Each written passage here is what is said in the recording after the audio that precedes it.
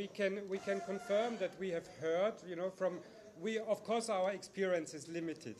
We've only been here with for a short period of time, and we had limited travel across the country. But we hear from many people that they are strongly interested in having credible elections in some time to come, and they are interested also in hearing about international comparative experiences in that regard.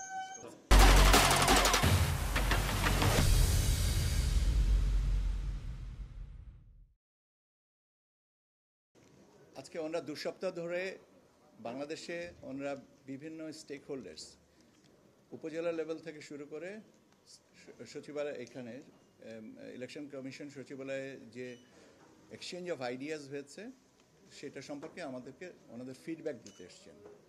এবং ওনার শেষ কথাটায় শুনেছেন যে সব লেভেলেই একটাই কথা, যে ওনারা commitment আছে for free fair and credible election. এবং এটাই ওনারা খুব সুন্দরভাবে আমাদেরকে বলেছেন যে এখন বাকিটুকু সময়ের ব্যাপার, যেন এই জিনিসটা হয়।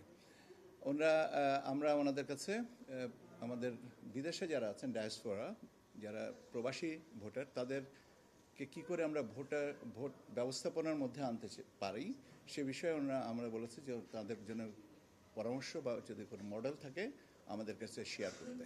এবং ওনারা বলেছেন যে এটা ওনারা বিবেচনায় রাখবেন, কারণ এটা একটা জটিল প্রক্রিয়া।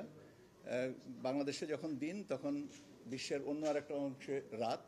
তো এই সময়ের ব্যবধান, কর্মস্থলের বিষয়দায় আছে, বিভিন্ন বিষয়গুলো নিয়ে ওনারা যদি কোনো স্ট্যান্ডার্ড মডেল ওনারা আমাদের যে দিতে পারেন, আমরা সেটা নিয়ে এটা পরবর্তীতে করব।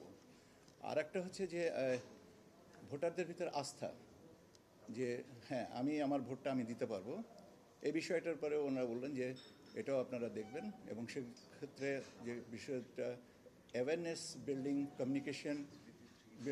কমিউনিকেশন সিস্টেমসগুলোকে আরও স্ট্রেংথেন করার জন্য ওনারা আমাদেরকে সহযোগিতা করবেন, যাতে আমরা একটা free fair and credible election করতে পারি। আমার মনে হয় যে এটুকুই, এর ব্যাপারে আর বাড়তি কোনো কিছু না, একই কথা বারবার করে বলতে থাকবো।